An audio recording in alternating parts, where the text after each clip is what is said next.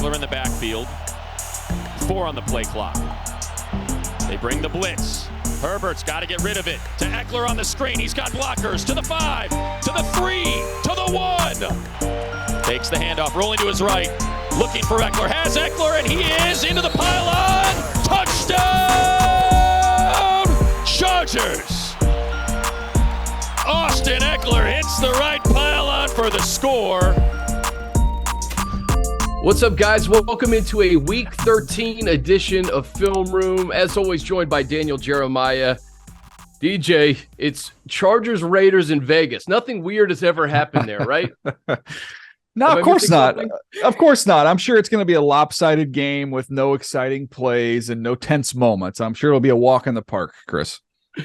Hey, 2 of the best running backs in football right now. We got Josh Jacobs, who leads the NFL in yards per scrimmage. Austin Ekeler, 12 total touchdowns, I think second in the NFL. These guys are going to have a big say in the outcome on Sunday. Yeah, I feel like the talking points for both teams always center around the quarterback, which I guess is normal. Justin Herbert and what he's been able to accomplish in his young career. Derek Carr has been somewhat polarizing, but has been a very productive player for the Raiders. They get all the conversation. But when you dig in and watch these teams, these running backs are excellent. And as you mentioned, 2 of the best in the entire league, Chris. And I figure we start off here with Austin Ekeler. Let's go back to last week's game against the Arizona Cardinals. Just want to show you 4 plays just to get the full Austin Ekeler experience. And we'll start with this first one here. Ekeler just being able to be an option in the pass game and being an outlet for Justin Herbert.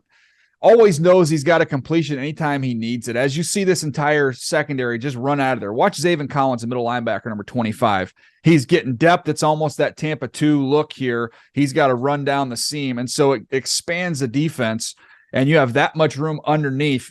Take that all day long to Austin Ekeler. He's going to catch the ball, make somebody miss, pull through a tackle, and fight his way for a first down, even though the throw was well before the sticks. The extra effort. He had 11 of those catches on Sunday, DJ. No, yeah, he's been big time working out of the backfield. And, he's somebody, again, let's look at another play here. Let's go to play number 2. Show you a little bit of the ability here to read the bubble. When I talk about the bubble, let's look pre-snap here if I can pause this up. Look at the center, right guard, left guard. You see they're all uncovered right there, which means those gaps are going to be responsible. The linebackers are going to be responsible for those gaps. So if you look at up top, Zaven Collins, that linebacker just above that Cardinal head, that's the read here for Austin Ekeler. Once he comes crashing down, Austin's going to cut right off of him. He comes inside. That creates the crease. It's a good pre-snap look, and it's good awareness by Austin Ekeler to know exactly what you're going to get from the defense and being able to react to it. That's awesome. All right, what's next? All right, we get to the third play here. This is, again, this last drive, the game-winning drive, and I always talk about players, not plays. Get the ball to your best guys. This is a blitz-happy defense for the Arizona Cardinals. So if you look on the back end, they're pretty much playing 5 across down there at the goal line, trying to prevent that touchdown that's going to give the Chargers a chance to win the game. But they want to blitz. So they're going to drop off the end here. End man on the line of scrimmage is going to drop off, but here come 5 rushers, which is going to give you some free rushers. It's a perfect play call here from Coach Lombardi. Dials up a beautiful screen, and Ekeler does a nice job. And I'll tell you the sneaky part of this play is right here towards the end. How many times have you seen guys when they're just a little bit short try and extend this ball and try and get it across the goal line? He was not going to get there. He does a nice job of protecting the football and not getting too greedy at that point in time. You know what, DJ? I think that's experience being a veteran now, because I think early in his career, he did that a couple of times and it didn't pay off for him. Yeah, no, it's you got a guy holding on to your legs and you can see the end zone. You're like, man, I'm just about there. And you want to kind of maybe cup that ball and extend it. It's not worth the risk. So a nice job there putting him in position for what he would eventually capitalize here on this next play. And this is a play down the red zone. We've seen a bunch from the Chargers. It's one of their staples. You're going to get kind of the bootleg action here.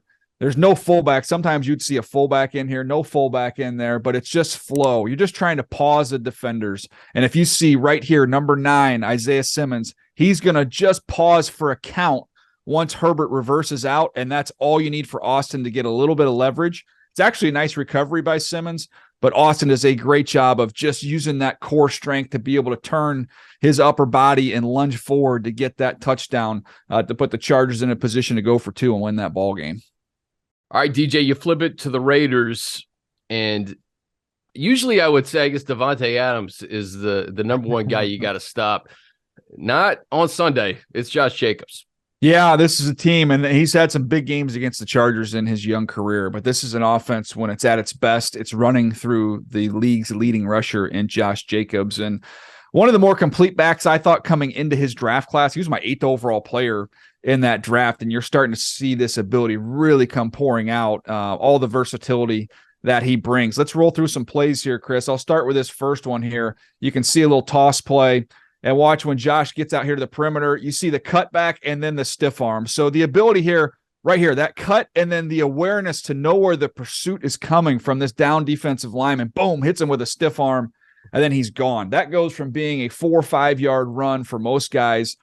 That ends up being a touchdown for Josh Jacobs because of that combination of the cutback quickness, the vision, and the instincts to be able to know where the help is coming from, hit you with a stiff arm, and he's in the end zone. Man, he had so many explosive runs in this game. What's next? All right, we talk about runs. How about passes? Let's go with him out of the backfield here. How about this adjustment and catch?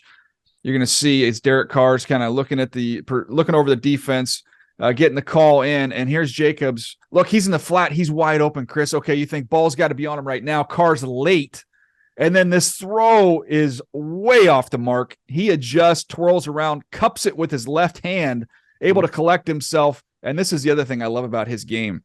This is like old school Terrell Davis, Denver Broncos stuff where they're not allowed to go out of bounds. I mean, he could easily avoid this hit, go get get what you can get out of bounds. This time he lowers his shoulder. He gets you an extra 4 yards just off of toughness there to finish the run. Man, he's a gamer. All right, what do we got? All right, let's stay with that passing game here. He's going to climb up to the top of the screen here. You can barely see him. They're up at the very top. He's going to just hang there at the line of scrimmage. You're going to watch that corner. Look at the cushion. See where that cushion is? They're going to allow a little bit of time here, Carr is, to get that cleared out. You want to run 56 and 10 out of there.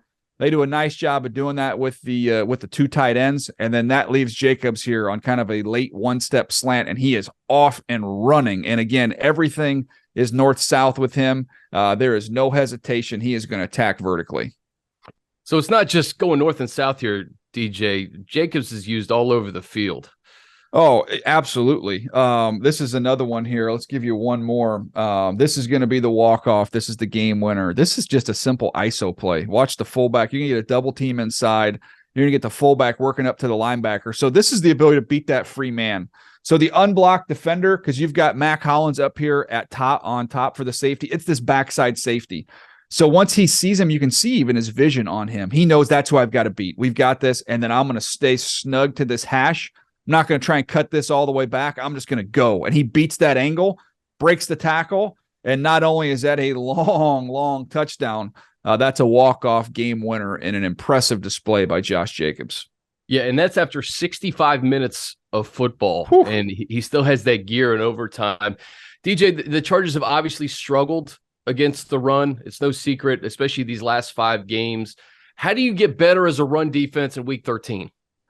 Well, you just got to continue trying and battle and win your one-on-one matchups. You cannot have one guy get washed down the line of scrimmage because those are the creases that have caused them trouble, and teams have been able to hit those. It's usually one guy who's just not a little bit sturdier, a lot stronger, holding that point of attack. You've got to try and create that wall up front, and then you've got to be quick with your reads at the second level. I would also add in this game, as you saw on that long run, safety tackling. You can allow, you're going to have, Josh Jacobs is going to get he's going to have some 8, 10, 12-yard runs. You got to limit him right there. You can't allow those 12s to turn into 30s, 40s, and 50s. If you want to see more content like this, check out the link right here.